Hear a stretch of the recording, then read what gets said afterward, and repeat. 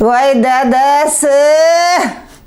Voy aytuvdim kecha sizga ana shu to'yga bormang deb muzdek kolalarni ichibsiz, moxitolarni ichibsiz, ana yana shamollab qoldingiz. Kechqurun bilan uyqu bermadingiz dadajonisi. Ana endi men yana ertalab turib yana aptekaga borishim kerak. Ana undan keyin doktorga borishim kerak, aptekaga borishim kerak, do'konga borishim kerak. Rosi zo'r dumba yog'li go'shtdan olib kelishim kerak. Ana undan keyin voy o'zim qudamni tug'ilgan kuni buga qachon o'lgiraman? Qudani tug'ilgan kuniga borishim kerak. Bir tog'ari somsa olishim kerak, ustiga material qo'yishim kerak. Voy, so'chlarim ham oqarib ketdi dadajonisi. Bugun ikkita to'yga ham borishim kerak. Qarindoshlarimiz to'y qilishyapti.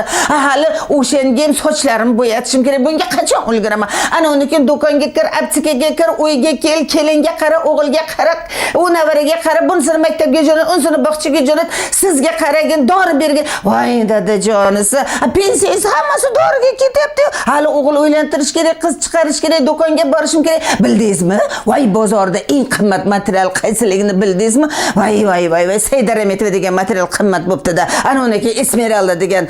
Hozir bizning paytimizda dadajonsi 4 ta material bilan turmushga chiqqandik. Hozirgi qizlar 50 ta material qilma, erga tegmayman deb turib oladi. Buni hammasiga nima kerak? Pul kerak. Jon dadajonsi boshqa kasal bo'lmay qo'yma.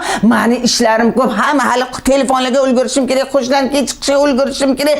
Hamma narsaga ulgur. Kelin, ishga ketavering. Agar kech kelsangiz, ovqatni ham o'zim qilib qo'yaman. Hozir bir narsaga amin bo'ldim-da, Said opa.